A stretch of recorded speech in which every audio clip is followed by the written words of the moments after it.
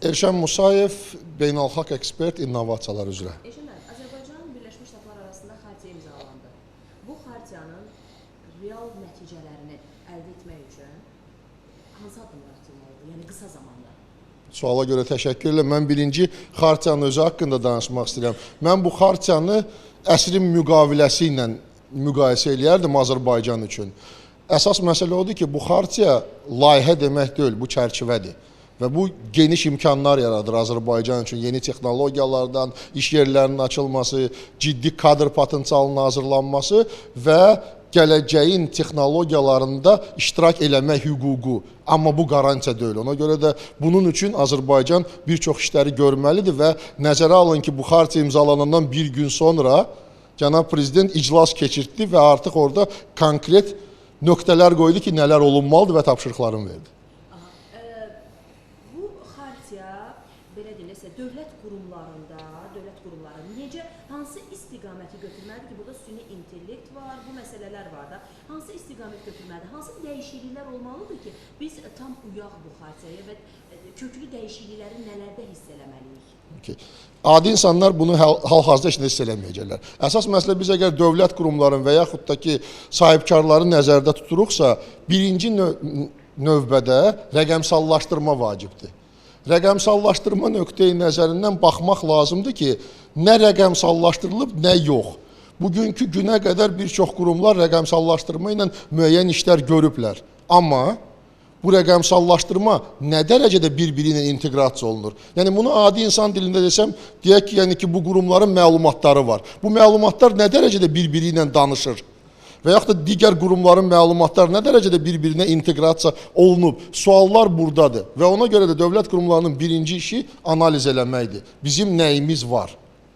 Onu analiz eləmək və ondan sonra yol xəritəsini təyin eləmək ki, bunları düzəltmək üçün mən nə etməliyəm? İnteqrasiyaya, transformasiyaya nə qədər hazırdır bugün Azərbaycan dövlət qurumları? Siz çox belə provokativ sual verirsiniz və mən istəmirəm, yəni bildiyim şeylərin bir çoxunu deyim. Mən deyim ki, bu çətin olacaq proses. Çox ağrılı proses olacaq. Nəyə görə aydınlaşdırım bunu sizə və siz bunu e-tender Gov.az-a da girib baxa bilərsiniz. Məsəl üçün, eyni məlumatları, oxşar məlumatları müxtəlif vendorlar verir. Yəni, tenderdə müxtəlif şirkətlər qalib gəlir verilir və burada lisenziyası bitmiş proqramlar və yaxud da hətta lisenziyalı proqramlar müxtəlif platformalar üzərindən verilir. Onlar bir-biri ilə danışmırlar. Bu API sistemi üzərindən getməlidir. Və təsəvvür edin ki, energetikada SCADA sistemləri var.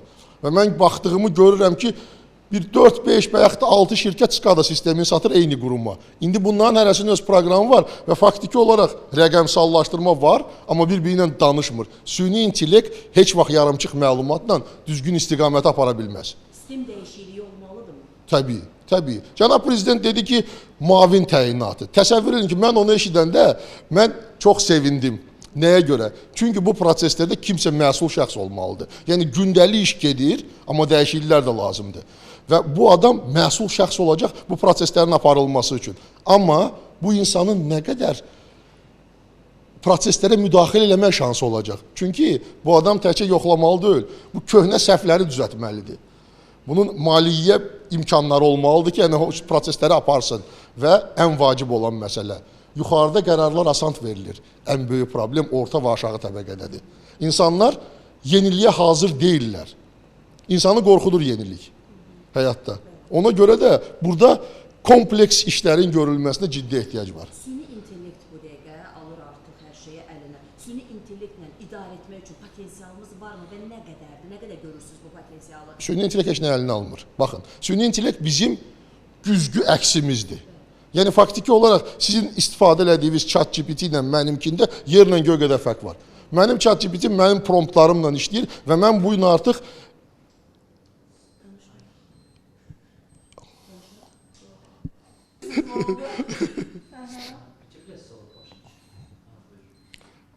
yenidən başlayayım cümləni ya. Süni intellekt böyük məsələlərin həll olunması üçün bugün potensialımız nə dərəcədədir? Nə dərəcədə görürsünüz bu potensialı? Süni intellekt məsələsində gəlin götürək ki, neçə hissə var. Birincisi infrastruktur. Yəni, Nvidia bugünkü gün Donald Trump'ın icazəsi olmadan GPU serverlərini heç kimə satmır. Azərbaycana bunu almağa icazə verdilər. Yəni, Vance Azərbaycana gəlir, buna icazə verilib. Deməli, biz nə edəcəyik? GPU serverləri qoymaqla Azərbaycanda olan ucuz elektrik enerjisinin həmin o GPU serverlər üzərində istifadə eləyərək süni intellektin istifadə olunması üçün infrastruktur satacağıq. Əgər yəni biz bunu kirayə vermək istəsək və yaxud da özümüz üçün təhlükəsiz sistem yaradacağıq. İkinci məsələ bizim özümüzün və öz serverlərimizdə yerləşən süni intellektlərin yaradılması. Və biz bu süni intellekti niyə yaradırıq? Sual ondan ibarətdir. Və biz bunu harada istifadə eləmək istəyirik? Süni intellekt sistemini yaradan insanlar olmasa, o kömək eləməyəcək. Məsəl üçün də kimsə səhv eləmək istəyirsə, süni intellekt ona da kömək eləyəcək. Və ən vacib məsələ, bəzən keyfiyyətsiz insanlar, sistemlər var idisə, onu görmürdülərsə, gizlən süni intellekt onu sıra üzə çıxardacaq. Bu insanlar görsənəcəklər. Sistemin getdiyi səhv yolu sürətləndirəcək. Ancaq Eşəmən, deyə bilərik ki, süni intellektin bu qədər daxil olması gələcəkdə aidiyyatı qurumlarda da müəyyən bir dəyişikliyə səbəb olacaq. Artıq o, dediniz də, səhvi süni intellekt göstərəcək ki, səhvdir. Əvvəl bunu necə deyirdilər, elə qəbul edirdik. Amma artıq süni intellekt burada kənardan daxil olur və bildirir ki, yox, onun dediyi kimi deyil. Əslində, onun dediyi ilə elədiyi üst-üstə düşmür, orada səhv var. Tabii. Yəni, bu bizim aidiyyatı qurumlarda bir dəyişikliyə, nəsə bir təsir olacaqmı, səbəb olacaqmı? Bu birinci təsirdən qabaq qorxu hissi yaradacaq. Birincisi, hamı qorxacaq. Yəni, bu ən vacib hissələrdən biridir ki, bu qorxu hissi normaldır. Yəni, bu günə qədər sistem işlədiyi kimi davam edə bilməyəcək. Həyat artıq dəyişir və bu həyatın dəyişikliyinə hazır olmaq lazımdır. İkinci məsələ, biz gəlin götürək ki, bu süni intellekt sonunda nə verməlidir? Dövlətin istədiyi nədir? Vətəndaşların həyatının yaxşılaşdırılması. Düzdür? Və faktiki olaraq bu süni intellekt vətəndaşların həyatının yaxşılaşdırılmasıdır.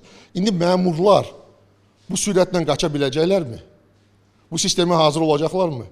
Və baxın, süni intellekti bugün hansını açıb baxsaz yazır ki, süni intellekt səhv eləyə bilər aşağıda. O cümlə var. Və deməli, son qərar insanındır. Və insan bu qərarı verə biləcəkmi?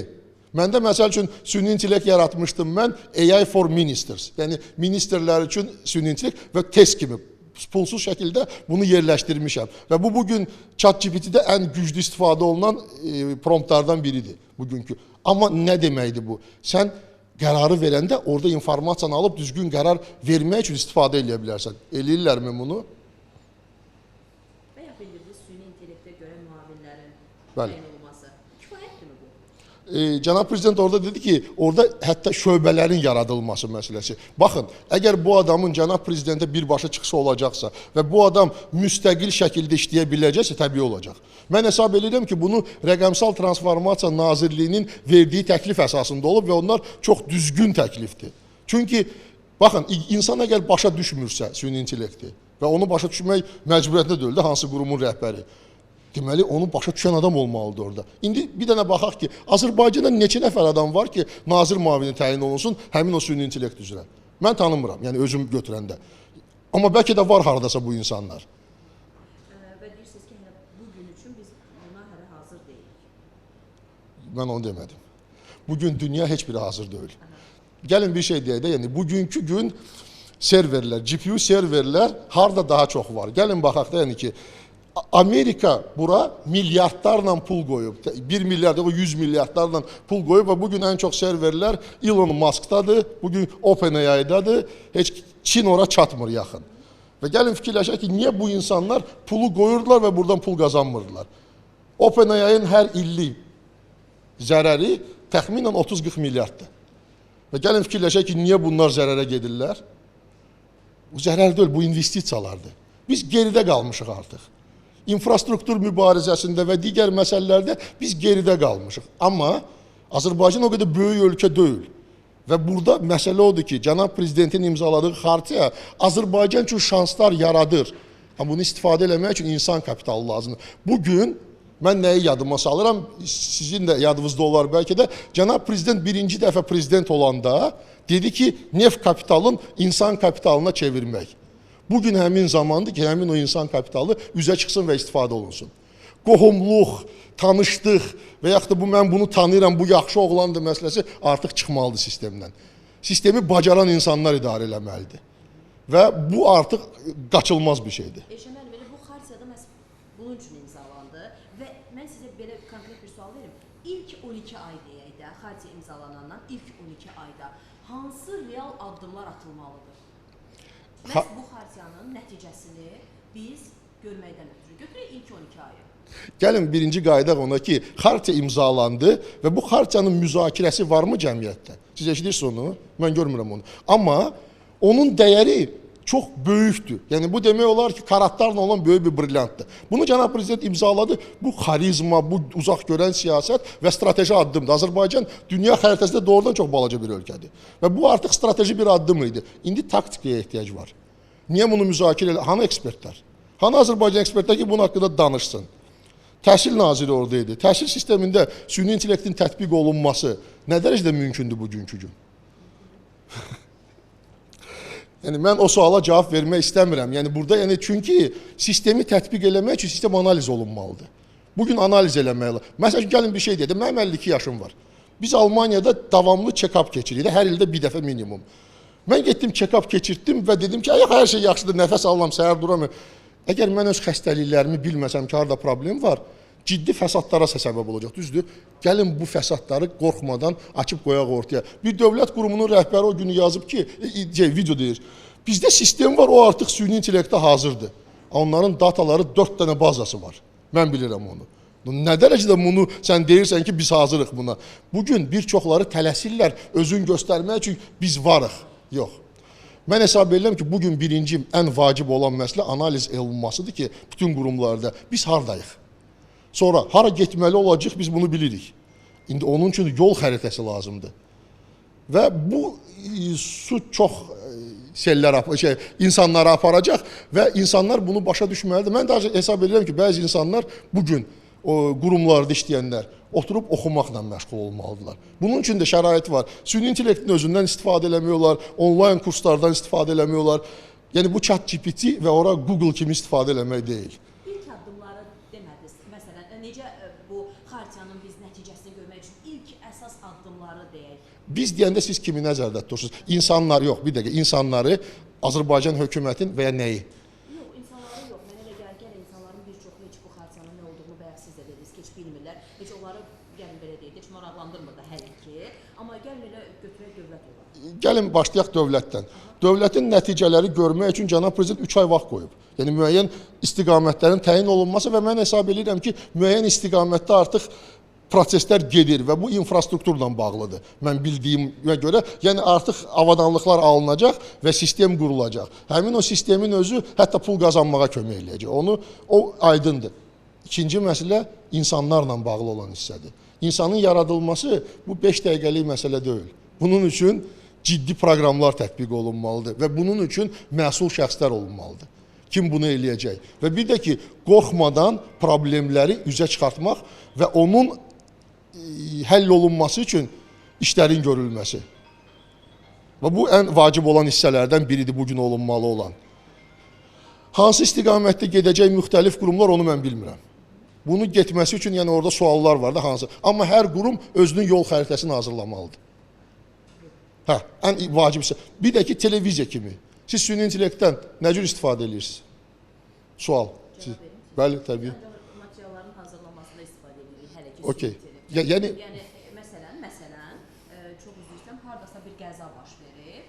Biz artıq həmin məkana çatanda təbii olaraq avtomobillər o ərazidən götürülür və biz çatmışıq sadəcə bəzi xırda detalları görə bilirik. Biz həmin qəzanı süni intellektlə efirdə süni intellekt materialı yazıb o anı canlandırırıq ki, qəza bu cür baş verib. Aidiyyatı qurumun açıqlamasına əsasən, məsələn, bu maşın bunun yolundan çıxır, qırmızı işıqda keçdi və bu qəza baş verdi. Onun süni yəni biz bugün televiziya məkanı olaraq ancaq belə istifadə edirik. Sizin dronlarınız var? Var. Var, super. Siz məsəl üçün uzaq məkandır və getməmisiniz və yaxında dronlar var. Dron yuxarıdan çəkir, həmin o informasiya analiz olunmaq üçün qoyulur süni intellektə. Süni intellekt çıxardır oradan müəyyən materialları və sizin əgər avatar yaradılıbsa, yəni süni intellektdə, Ülkər getmədən orada süni intellekt çıxır və sizin səsinizlə başlayır danışmağa. Faktiki olaraq siz daha tez o informasiyanı verirsiniz. Həmin o dronun verdiyi video görüntülər tam vaxtında ola bilər. Yoxdursa həmin yerdə dronunuz. Peykə qoşulursunuz. Peyklə sizin dostluq varsa, peykdən şəkillər çəkilir. Həmin o peyk şəkilləri yenə də analiz olaraq verilir və sizdə olan informasiya artıq sizin redaktorların işi çox zəifləyəcək. Sizin o ChatGPT-ni götürək, ya OpenAI, ya nəsə prompt qoyulduğu halda materiallar daha rahat hazırlanacaq və daha operativ olacaq.